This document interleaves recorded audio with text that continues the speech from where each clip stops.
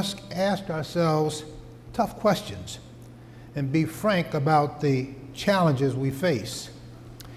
There is no one more suited for this discussion than the former mayor of Washington, D.C. Anthony Allen, also known as Tony Williams, served as the 5th mayor of the District of Columbia for 2 terms, from 1999 to 2007. Mayor Williams graduated magna cum laude with a Bachelor of Arts in Political Science from Yale College. He earned a JD degree from Harvard Law School and a Master of Public Policy from the John F. Kennedy School of Government at Harvard. Tony Williams served as the Deputy State Controller of Connecticut, Executive Director of Community Development Agency in St. Louis, Missouri, as Assistant Director of the Boston Redevelopment Authority, and was elected to the New Haven, Connecticut Board of Aldermen and appointed by President Bill Clinton and confirmed by the United States Senate to serve as the first Chief Financial Officer for the U.S. Department of Agriculture, as well as the founder and Vice Chairman of the U.S. CFO Council. Mayor Marion Barry nominated Tony Williams to fill the position of the District of Columbia's Chief Financial Officer during his final term in September of 1995. Mayor Barry had the authority to appoint Tony Williams. Only the control board, however, had the authority to fire him. This gave Tony Williams an unusual level of political strength in dealing with the mayor. He also had the support of the control board, as well as Congress. Tony Williams moved $355 million deficit at the end of 1995 to a $185 million surplus in the city's fiscal year of 1997. When Mayor Marion Barry declined to seek a 5th term as mayor in the spring of 1998, Tony Williams entered the race. He was frankly drafted, and he won the general election by 2-1. During his first term, he restored the city to fiscal black, running budget surpluses every year. He brought some $40 billion of investment to the city. Unprecedented capital investments and service improvements also came to some disadvantaged neighborhoods under Mayor Williams' administration. In 2001, real estate property values were climbing steadily, and Washington, D.C. was experiencing a real estate investment boom in the residential, commercial, and retail markets. During his second term, Mayor Williams continued his record of stabilizing the finances of the district. The city was able to balance its budget for 10 consecutive years, from fiscal year 97 through fiscal year 06. Fund balances swung from a deficit of $158 million in fiscal year 97 to a surplus of nearly $1.6 billion in fiscal year 05. Mayor Williams was instrumental in arranging a deal to move the financially ailing Montreal Expos, a Major League Baseball team, to Washington, D.C. In late December 2004, the council approved a financing plan for a new stadium. The new team, the Washington Nationals, began playing in April of 2005, the first time since 1971 that the nation's capital had its own Major League Baseball team. Mayor Williams was elected president of the National League of Cities and elected vice chair of the Metropolitan Council of Governments. Mayor Williams had good relations with Congress, the White House, business and labor, and the community and the region. Mayor Williams managed district resources to improve services, lower tax rates, and improve the performance of city agencies, and invest in infrastructure and human services. On the eve of Mayor Williams' last day in office in 2006, Washington Post columnist Colbert I. King wrote, "Williams leaves in his wake a city with a good bond rating, sizable cash reserves, a more accessible healthcare system for the underserved, several promising neighborhood projects, a Major League Baseball team, a new stadium under construction, and a hometown that is no longer the laughing stock of the nation. On his watch, the district underwent its most profound transformation in generations. Williams promoted an investment climate that led to the sprucing up of a city that had gone to seed. In January 2007, following his departure as mayor, he entered into a partnership to form Premium Public Realty Trust. He later joined a DC law firm, Arden & Fox, as a director of state and local practice. And on July 1st of this year, former Mayor DC, Mayor Anthony Williams, will be the new chief executive of the Federal City Council. He is a remarkable person, and given the tale of our two cities, I couldn't think of anyone better that the Detroit Regional Chamber reached out and asked to come visit with us. Ladies and gentlemen, please welcome Mayor Tony Williams. Thank you.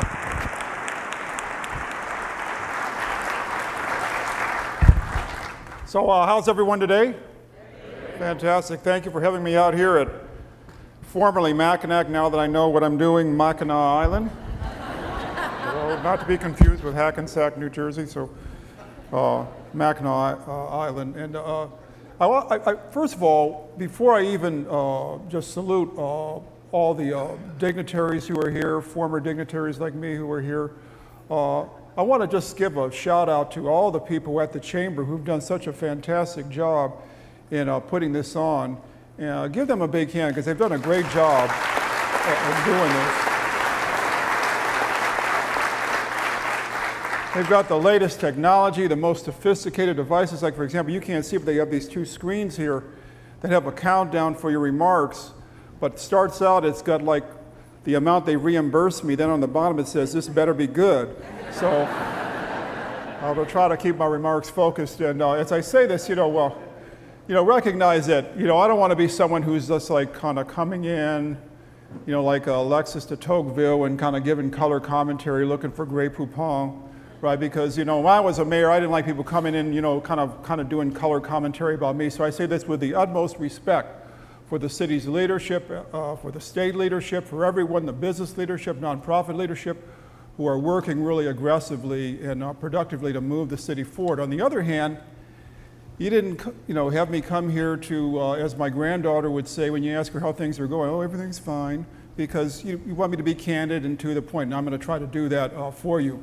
Now, recognize that, as a mayor is an interesting job, because a mayor is a Normanetta, a cabinet official at a number of different agencies for both Republican and Democratic administrations, but most famously in his mind, the mayor of San Jose put it, lady came into his office and she was looking for something, and she says, I want to speak to the mayor, and I don't want to speak to anyone lower than the mayor. And he looked out of his office and he said, ma'am, there is no one lower than the mayor. It's like, I always use the analogy of the hawk flying. It's like the hawk's flying. For every minute the hawk's flying, they're 10 minutes like looking for rats. When you're mayor, you have, some days in the sunshine, but you're spending a lot of your time on ground level in the nitty-gritty. And that's what I want to talk about today, the nitty-gritty.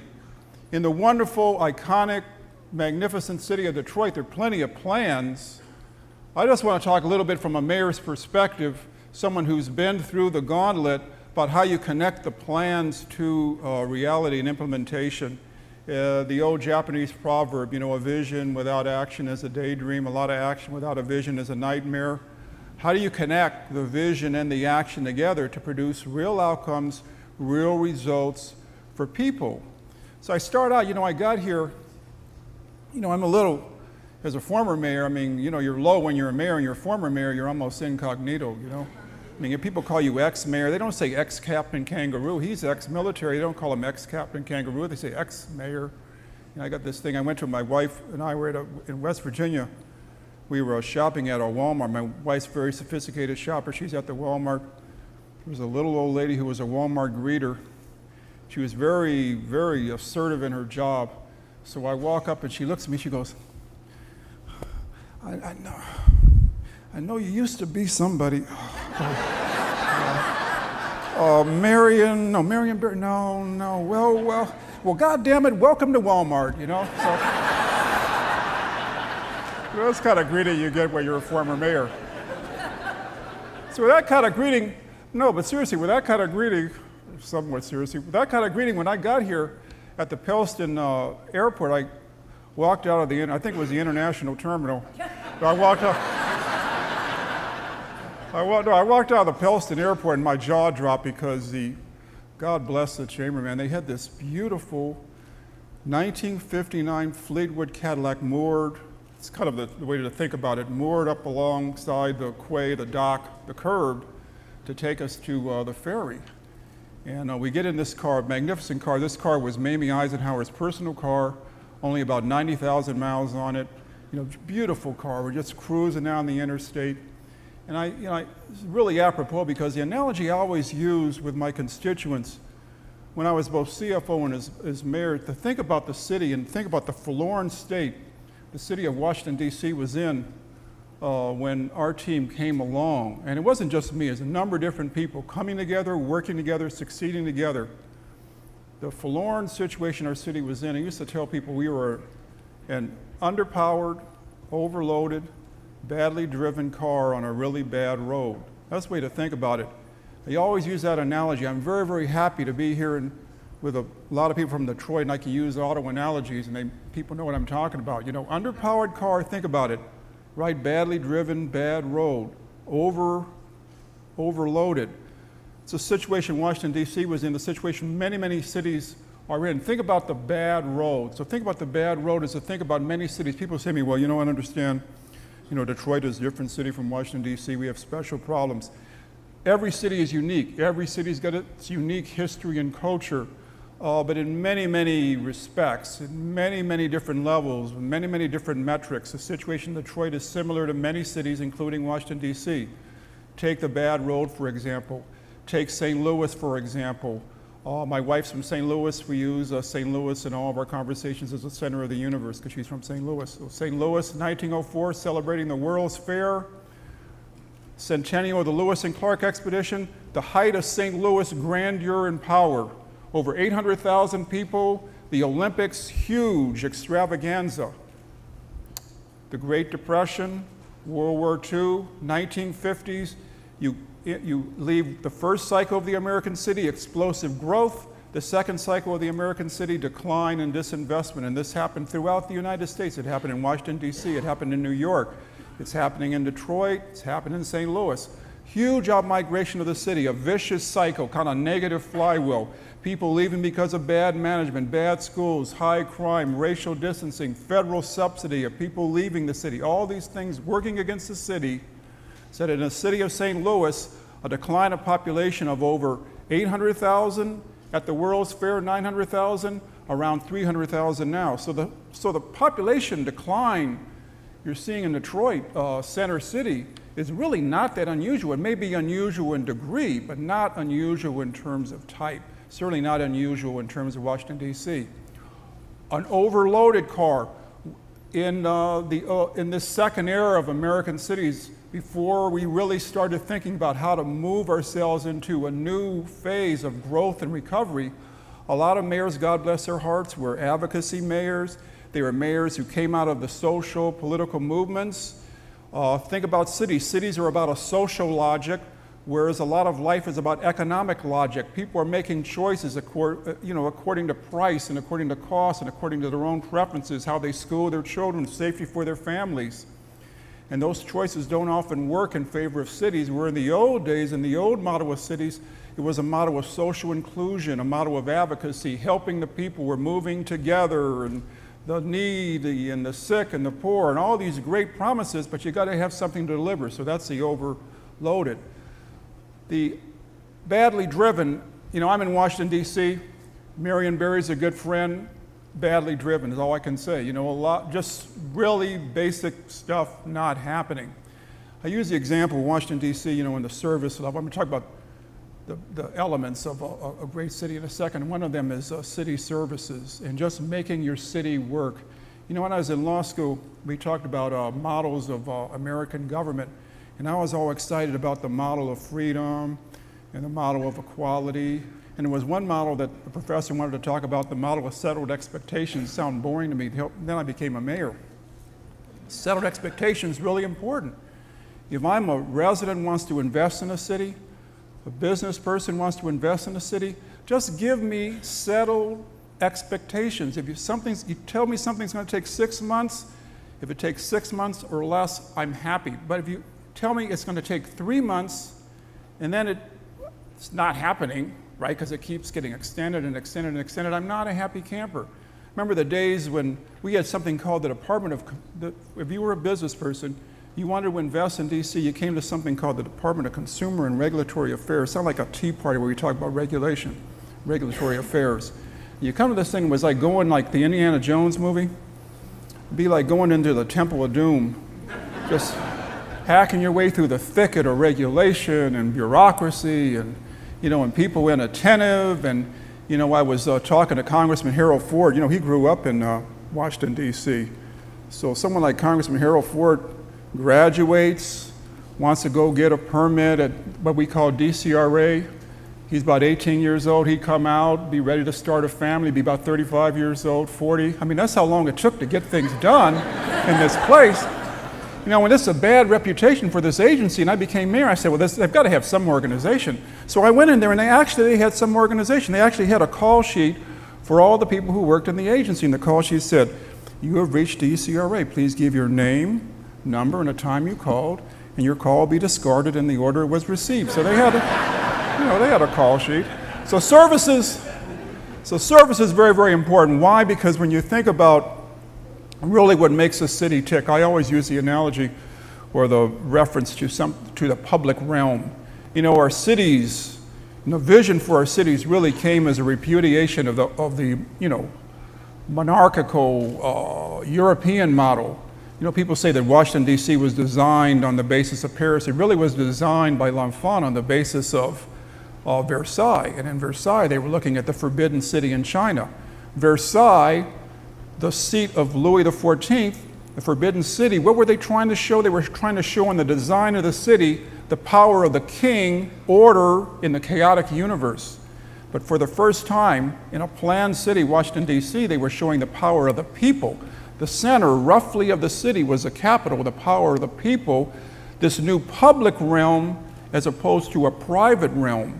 And what are the key elements of this public realm, in my humble opinion? They start with, because I come out of finance, they got to start with finance, right? They start with public trust.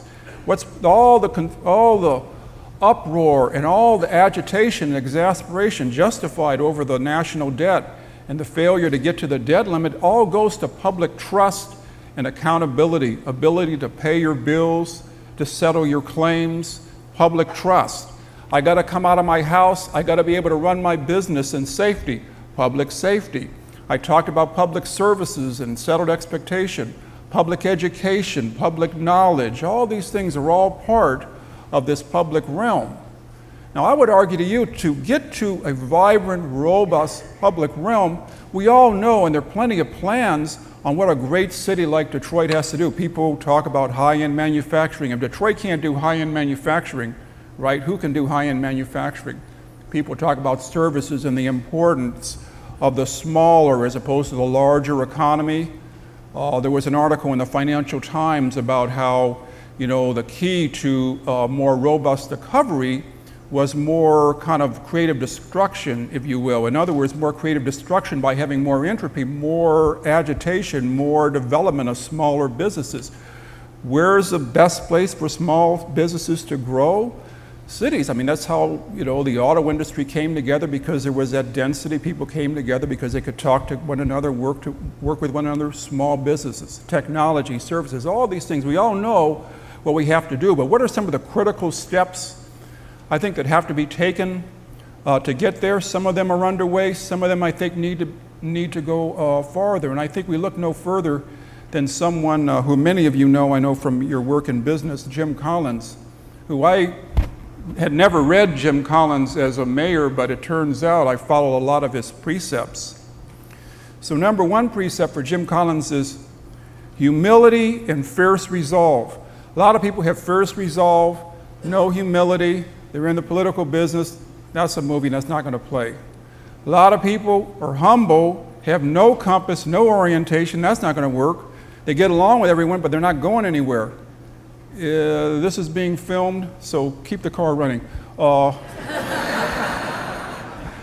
Because my successor, my immediate successor, Adrian Fenny, did a fantastic job. He was all about getting things done. God bless Adrian. He got a lot done with the schools, right?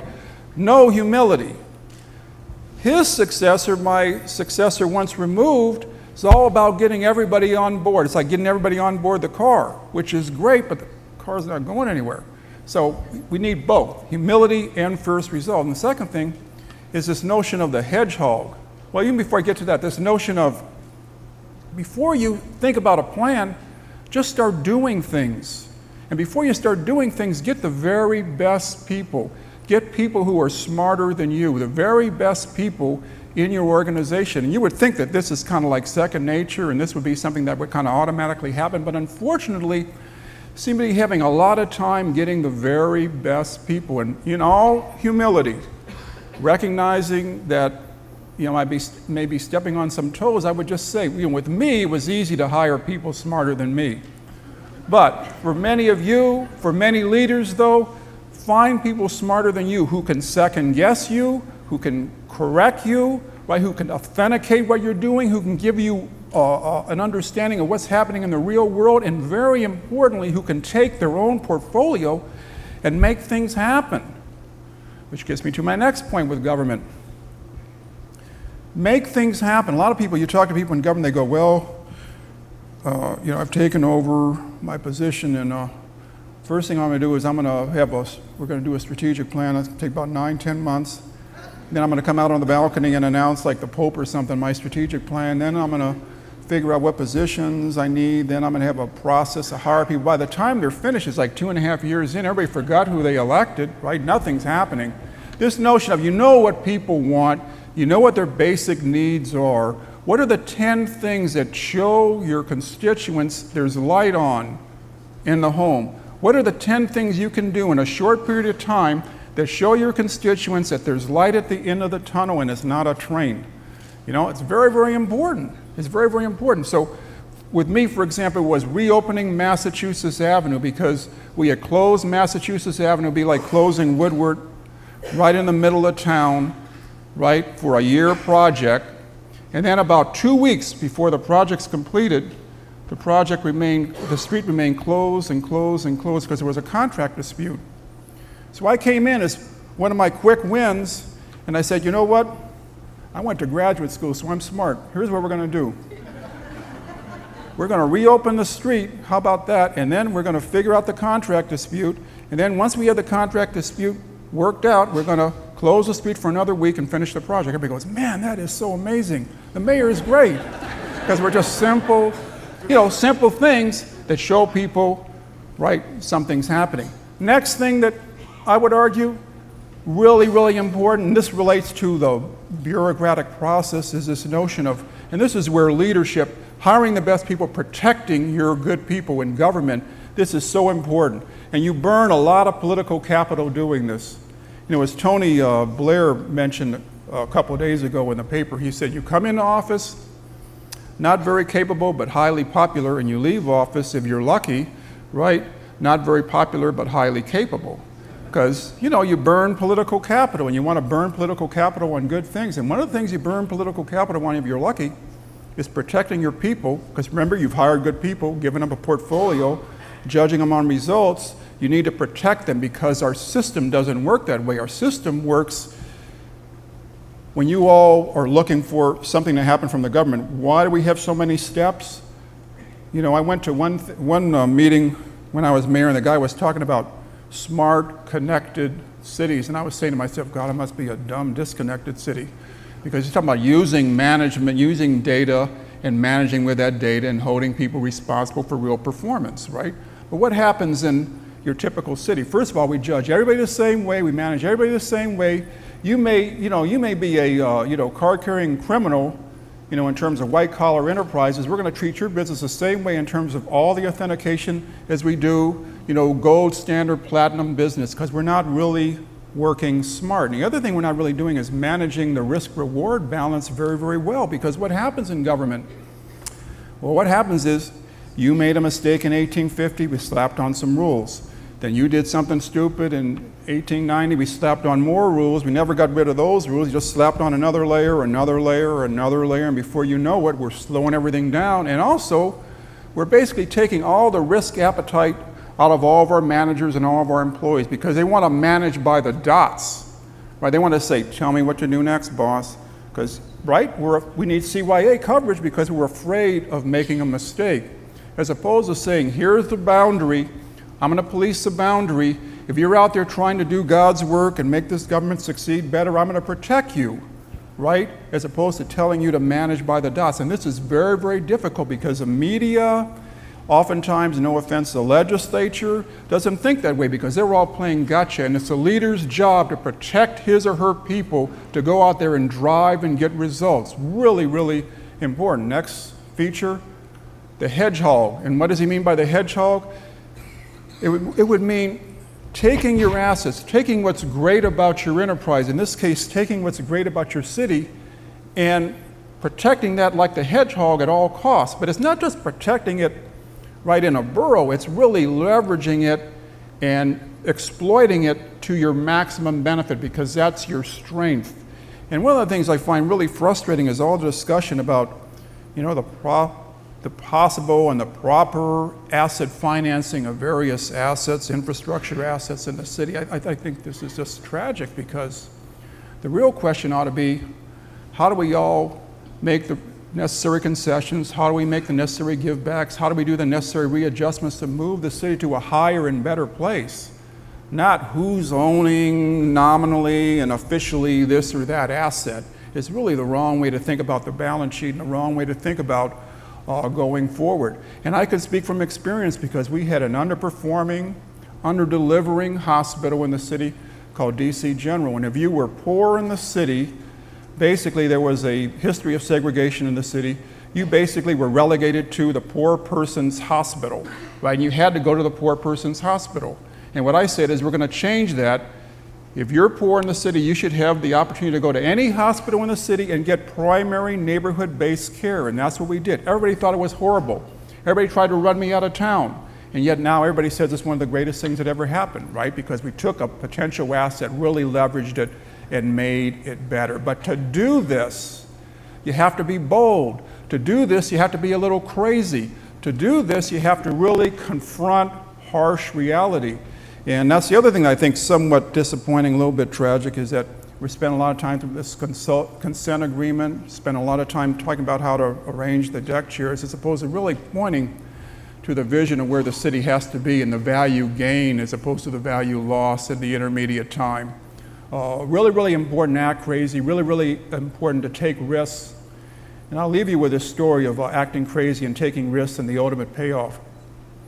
You know, St. Peter was at the pearly gates, and this archbishop came in, and St. Peter's there doing paperwork, you know. And he says, state your name. He says, my name is Alexander, and I'm archbishop of the diocese of so-and-so. He says, okay, welcome to the kingdom of God. You're down in third steerage, in third class. So he keeps on going. The next guy comes, he says, what's your name? He says, my name's Don, tax cab driver, New York City. He says, oh my God, welcome to the kingdom of God. As a matter of fact, God will see you in about 5 minutes. You're at the highest rank in our premium class. We'll be with you in a second. Oh, welcome to the kingdom of God. Whoa. Let's do the work. Alexander comes back to the archpriest. He says, I'm not complaining considering the circumstances, but I have to say, I mean, how could you have admitted this lowly cab driver to platinum premium class? And here I am, a noted archbishop. I've spoken all over the United States, and you have me down in steerage in third class. And he says, you know, all I can say is, we go by results here. And while you spoke, people slept, and while he drove, people prayed. So that's how he operates. Thank you all very much. Ladies and gentlemen, please welcome Executive Operations Coordinator of Whole Foods, Red Elk Banks, and President and Chief Executive Officer of the Detroit Regional Chamber, Sandy K. Baruah, and Editorial Director of the Detroit Free Press, Stephen Henderson.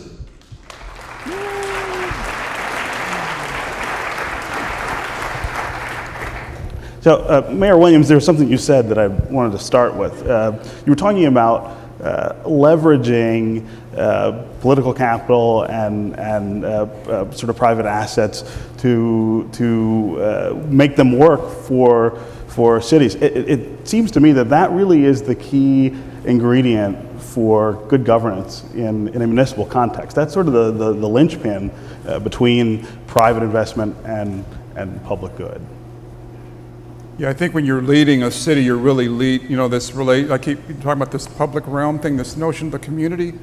You're leading the community. In order to lead the community on important initiatives, you have to be able to show that you're running the government well to have the credibility to do that. But running the government well is necessary, but it's not sufficient. You really have to lead the broader community. Your real goal in leading your community is to achieve certain outcomes. Sometimes the government has to do it, sometimes the government has to ensure it, sometimes the government has to partner to do it. There are all different ways to think about it.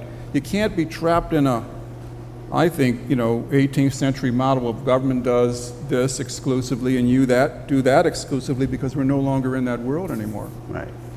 Mr. Banks, you are familiar with this equation in Washington, D.C., and you're about to be much more familiar with it closer to home here in Detroit with your new store, the new Whole Foods store in Midtown.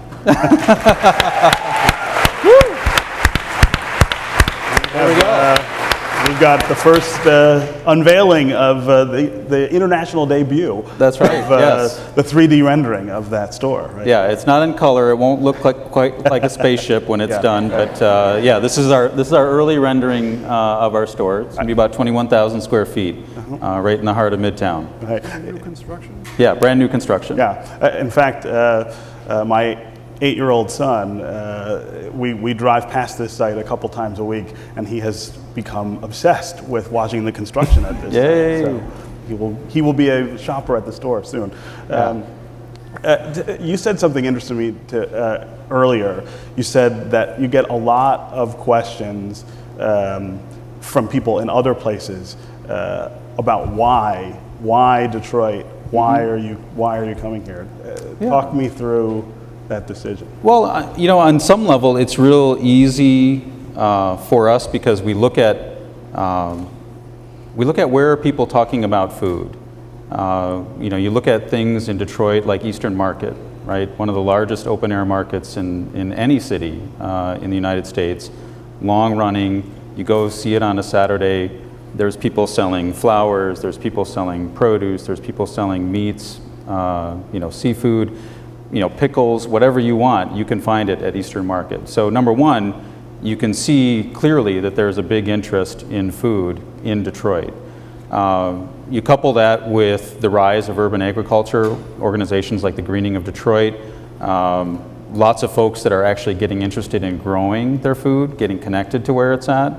And then finally, you mix in some artisan food producers, people like Avalon International Breads, Traffic Jam Cheese. You mix all that together, and what do we see? We see our customers. We see people that are really interested in food. They want to know where it comes from. They want to buy it locally. And to us, that's where we want to be. So in the end, those are the big factors that drove that decision. But I would also add, the final piece of that was really about community and collaboration. As we started talking to Detroit started talking back to us, and we had to listen. And so we had to really engage in the community in a respectful fashion to find out what they wanted from Whole Foods and how to get there. That's a very different narrative than we often hear about people who come to Detroit to try to do business or start businesses. You seem not to have encountered the sort of stumbling blocks that we hear about over and over. I guess what I would say that we feel pretty lucky that a lot of folks have been interested in supporting us. Everyone from folks in the City Council, folks in the Detroit Economic Growth Corporation, all the way through Senator Stabenow. A lot of people have been really interested in trying to make this work with us, and so that's been exciting to see on the political side and on the business side.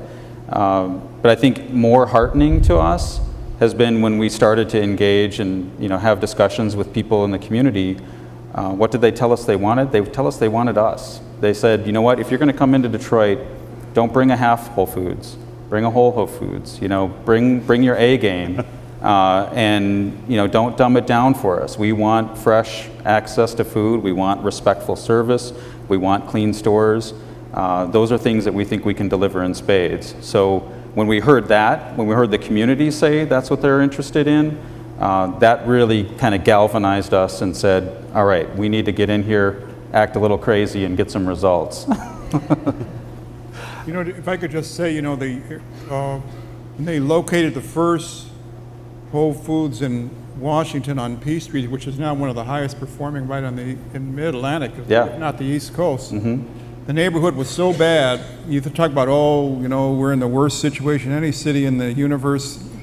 You know, this neighborhood was so bad that there was one year when the prostitution was so bad in that neighborhood, they tried to actually, remember this, corral the prostitutes? Yeah. And send them over to Virginia. That's how bad the neighborhood was. So It was an export. And Sandy, that's the neighborhood that you lived in. Yeah, so, it is. Well, Not for that reason. you're going to get me in a lot of trouble with Lisa here.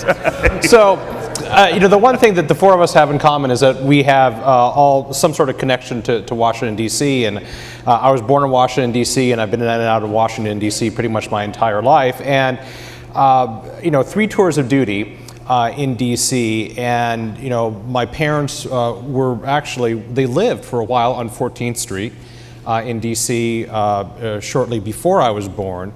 And now I own a house on Northwest P Street, and the way I give directions to that house is that you go to Logan Circle, which is where the Whole Foods is, and drive towards the sound of gunfire, and you will find my house. And but in my different tours of duty in D.C., it was first an area back in the 80s and 90s that you wouldn't stop for stoplights and you'd make sure your doors are locked. Now I own a house there. And it shows what is possible, and it gives me tremendous hope for the city of Detroit, which is the reasons why I moved to Detroit, because I saw what happened in Washington, D.C., and the investment of Whole Foods, that area that the Whole Foods is in now, which I can walk to from my house. There's a Whole Foods, there's a Caribou, there's a Starbucks, there's great little bars and restaurants right there, and it is packed. It's amazing. Yeah. Food is such a wonderful gathering place, right? I mean, all of us, we all love to break bread together, and I think any community loves to have and celebrate good food. And when you can pull all that together, I mean, Michigan's already one of the largest producers of organic produce in the country. So we're excited to be part of Detroit, and we're excited to bring our store there, and we hope we'll see you all there on opening day.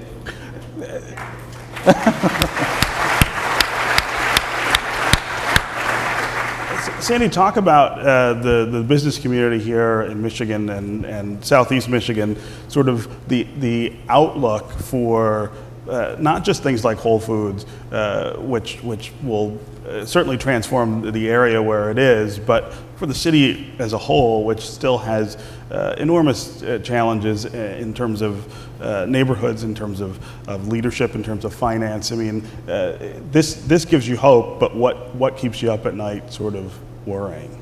Well, I think there's a couple things. One, a business like nature kind of finds a way, right?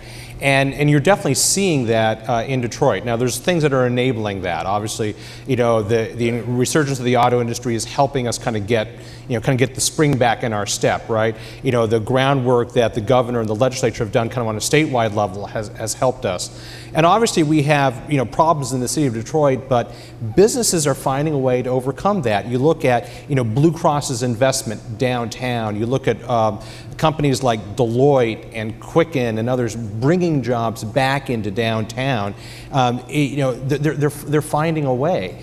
And if there's a silver lining at all to the bankruptcies of 2009 that we went through, not just GM and Chrysler, but if there's a bankruptcies that anyone who kind of left in Michigan or in Detroit who thought we were just kind of one great Chevy away from reliving the glory days of our past, they no longer exist, right? I mean, it's all about what's new. And so instead of kind of building our future on something big or the silver bullet, we realize now that it's going to be a lot of kind of small and medium steps that's going to transform our community. And there's so many great examples of that happening. think that's really true. Mayor Williams, you talked about how in Washington you really started by focusing on the city's assets and trying to work on that. When you look at some place like Detroit, what would that look like for us? What would that mean in Detroit, that approach? I think you've heard the business leadership talk about it, the city leadership, the governor's talked about it. You know, proximity to Canada is a big asset. You know, as I was saying in my remarks, if anybody can do high-end manufacturing, certainly, you know, you can do it here. You know, new residents. I think this notion that, another thing that drives me crazy, everybody's talking about, well, the last person leaving Detroit, please turn out the lights. You know, I think you need to restructure and right-size government operations and right-size what the city can do for the moment, but recognize that this is a snapshot. It's not this isn't a snapshot, it's an ongoing movie. We're only looking at one moment in time. I happen to think, like Michael Bloomberg thinks, that mayors ought to be the fiercest advocates for immigration, right? Mm-hmm. Because it can be because immigration, because I stood out on a balcony, the proverbial balcony I always joke about, and I said, I'm gonna bring 100,000 new residents to Washington. He was like, yeah, right. And sure enough, we've had 50,000 people now on the road toward 100,000 people moving back to the city. So this ambition to bring people to your city, to live and invest in your city, is a realistic vision that can work, provided the other precedential things are happening. And that actually absolutely has to happen, because there's no such thing as a growing, successful economic region that's not anchored by a thriving metropolitan core. I mean, it just doesn't happen anywhere in the world. Long-term economic growth is based on urban cores, and you know, that needs to create, you know, attract young creative people, young professionals, and if you don't have that, the rest of the region is going to suffer.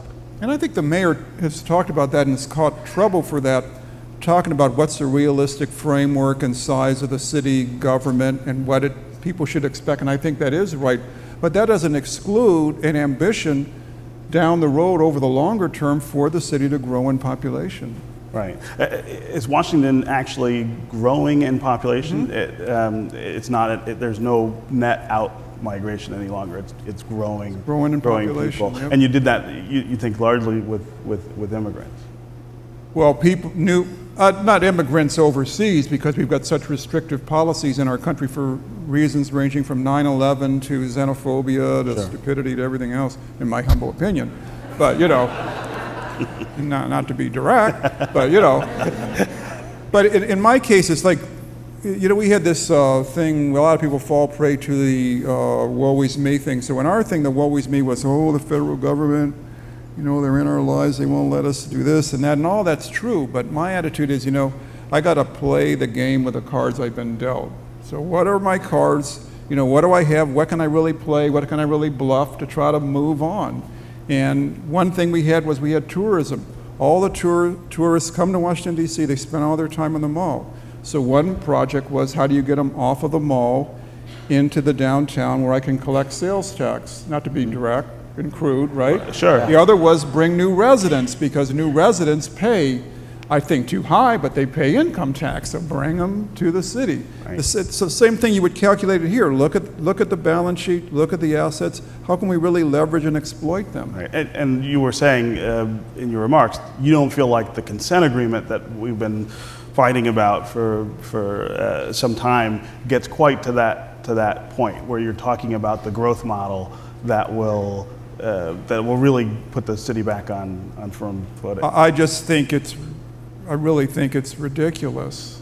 I mean, I think you can't sign a consent agreement and at the same time have someone who is an ally, supposedly, or working for you, saying that it's problematic and defective. Then how'd you sign it? It's a matter of, it gets to the public trust part of this realm I'm talking about. How's that going to work? How do people have confidence in working with you if you're Well, that's a leadership question, right? Yeah. Yeah. Got that car running? Yeah. We'll get you to say There are no cars on this island, Mr. Mayor.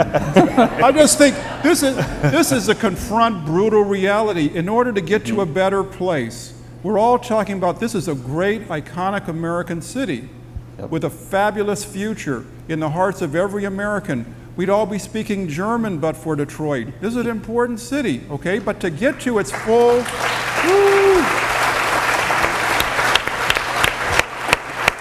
and I wouldn't be, and we wouldn't, and some of us wouldn't even be here. Wouldn't be. But, right? Hey. No one up here. Right, okay. All of us. But to get to that place, remember, you can't diet while you eat, and you can't learn French while you sleep. You got to confront reality and deal with it. It's like, do you want to pull the Band-Aid off really, really slow, or just pull the damn Band-Aid off? Right.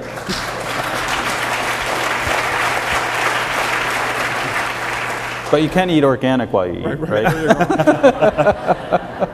Mr. Banks, some of what Whole Foods does that I think is pretty remarkable, and I saw this in Washington and in Baltimore, where I lived for a long time, and I hope to see it in Detroit, is that Whole Foods doesn't come in by itself. In Baltimore, along the east side of the harbor, Whole Foods was the pioneer in that area.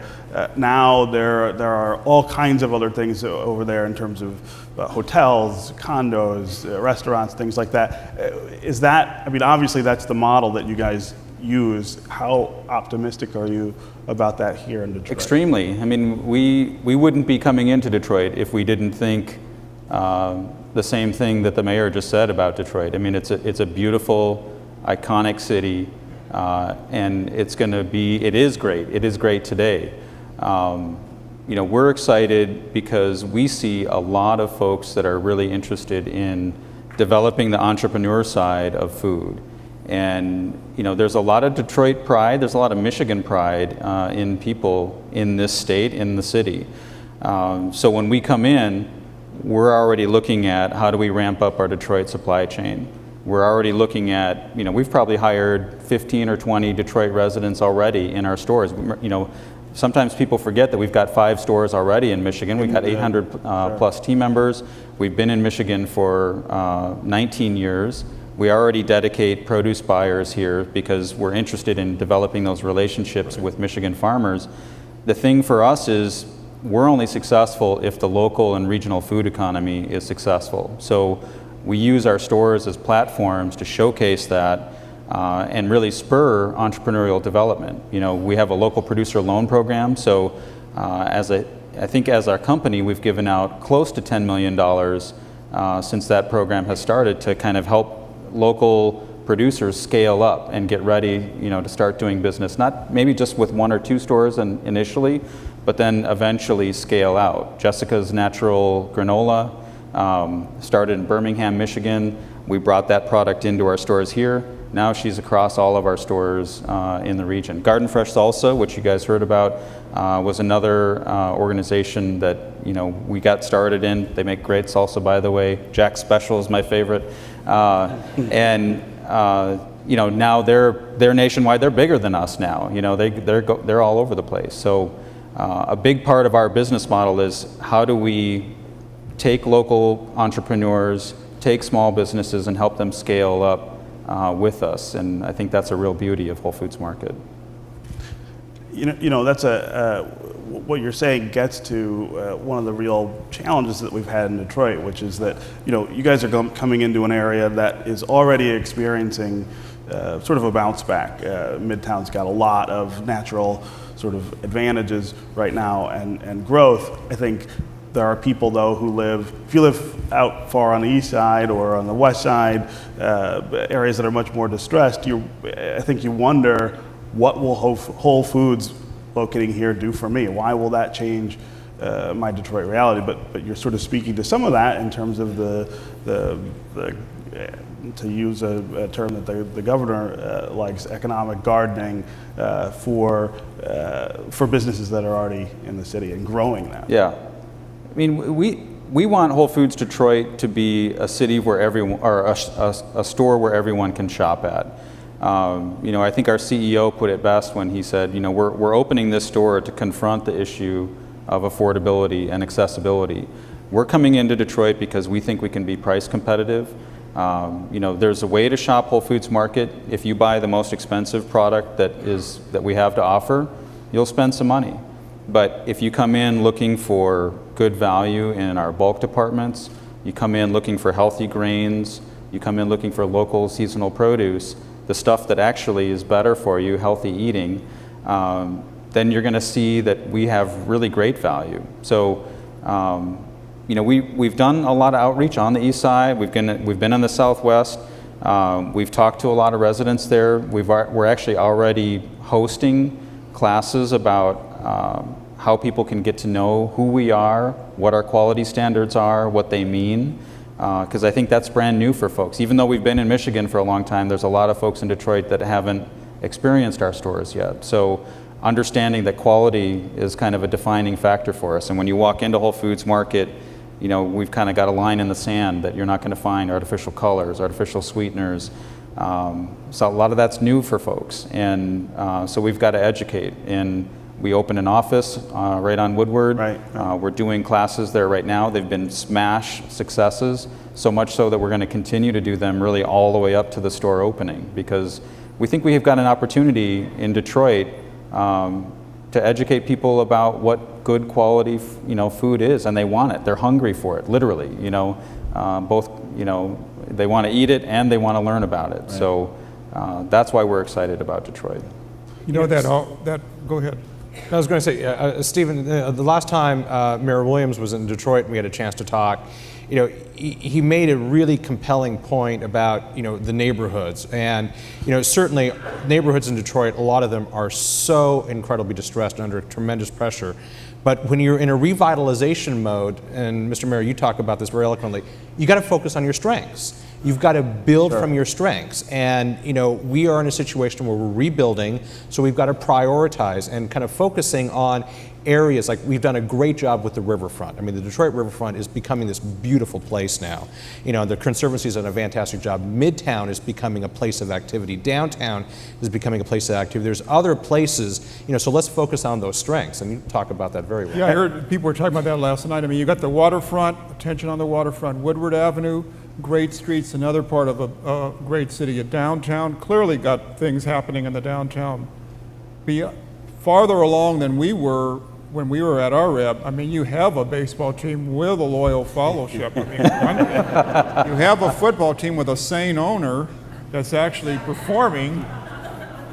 Really got to keep the car running now. Our football team, We're not getting into that. but the neighborhoods, you know, the thing with the neighborhoods is and I'm sure the mayor thinks about this, you know, you prioritize, right? But you communicate that I'm taking care of all my children. All my neighborhoods are important, but behind the scenes, in executive council, you have to prioritize. You're a fool if you don't prioritize, because you have to build from strength. The other point I wanted to make is about Whole Foods. Whole Foods were the first retailers come back to DC. We used to go out to the whole thing, the ICSC, the shopping center convention. I used to beg Walmart to come to DC, to Lord Walmart. I would prostrate myself, Lord Walmart, please come to our city. Go away and come back tomorrow. Please, Lord. And now they're breaking the door down to come in the city, because Whole Foods was one of the leaders and all the other retailers trailed behind. Target, the markets, Walmart. You know, Mayor Which Williams. is good, you know, so I think you're going to set a precedent in Detroit as well. You were saying to me yesterday, Mayor Williams, that in fact you think prioritizing is important, but also not giving up on neighborhoods and not giving up on any neighborhoods. You think that, for example, and this is something that you and I might even disagree about, that the huge landmass that we have in Detroit is one of the assets. It's not necessarily a liability. You were talking about that yesterday. No, I think I think the city has to restructure and right-size what it does and its ambitions in the here and now, but understand there's a here and now and then the long term, and balance the two. And, you know, what may be good now, and right-sizing the government now and what it does now, and the neighborhoods that are, you know, and the maintenance needs of neighborhoods now may not be the same down the road, is all I'm saying. And I just, you know, New Orleans got into trouble this way. After Hurricane Katrina, they brought the Urban Land Institute, a fantastic organization. They brought them down to New Orleans, and what they wanted to talk about was the future of the city. And they got the political and the emotional mixed up with the rational and the sensible, right? So they basically said to the people what any of us rationally would say, look, The city's been devastated. We've got to prioritize, right? So we're going to have neighborhoods that are fine and whole, neighborhoods that are going to receive our attention, and neighborhoods that are going to have to be put off for the time being. Sensible, rational, but you can't go out and say that politically. You have to manage the communications so that people don't feel like they're left out. You don't want to add to your problems. I'm not saying to be deceitful and disingenuous, I'm just saying to be smart. Right, right.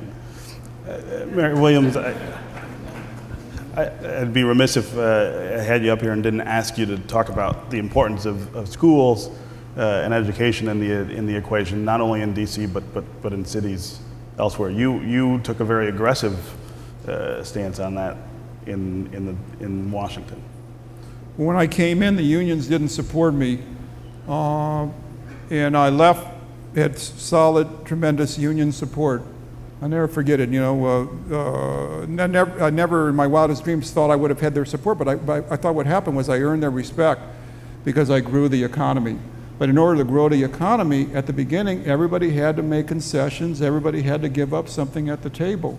And one of the things that I think people have to give up is this notion that the old way of doing the school business is going to work for the here and now and the thereafter, because it doesn't. And we need to think of new things. I'm an outlier because as a mayor, I support school choice. I say this like I'm admitting something, I support, but I do. I mean, I think I find that mothers in the most desperate circumstances, dire circumstances, they know what's important for the child. And how can I, who actually happen to have gone to parochial schools, both my parents went to worked in the post office, right? One of the reasons I'm here is because I was adopted, had loving parents, put me in a good school. Why should I deny that to another mother for her child? And I'm not talking about denigrating the regular public schools. I'm not talking about beating up on teachers. I'm just saying that while we're trying to fix the main public schools, parents ought to have other alternatives. And I also happen to think competition's good. Right. Sandy, where do you see us going from here in Detroit? What's our next big move? Listening to Mayor Williams and Mr. Banks here. I don't think there's one next big move. I think it's a series of small steps and small moves. I think it was referred to yesterday as elephant hunting, right? Trying to bring in the big box or the big employer that's going to bring in 1,000 jobs, right? I would much rather have 1,000 existing employers hire one person apiece. To have much more broad-based economic growth as opposed to kind of doing, one big thing. I think you need to do both, right? I mean, because we do have assets that we need to sell to let the world know that, we are globally competitive. We're, busiest border crossing on the planet and great infrastructure and, this kind of international, exporting machine that Michigan can and is. But it's really kind of doing these small things. It's fixing, street by street, fixing the lighting system, taking care of these, hygiene issues, fixing our policing, so we get these hygiene factors fixed in the city. And then we've already seen that even with the challenges in the city today, business is investing. People are coming. They see the opportunity. Imagine how much more business investment is going to come to Detroit when we take care of some of these hygiene factors. I think a key waypoint, a key kind of milestone of success would be to get beyond all the commotion over the consent, and then, I talked about the hedgehog, and recognize your assets. City leadership come together, in my humble opinion, recognize you have a really great asset in a governor who actually cares about the city. In most states, the governor could care less about the major city. In this case, you have a governor who actually cares about the city, wants to do right by the city. Use that as a lever to produce some real change. And an important message in terms of real change is to say, we're not going to be arguing over this consent agreement. In fact, we're working on a long-term financial plan. Put that on the map, and I think investment will follow. That's what we found in DC.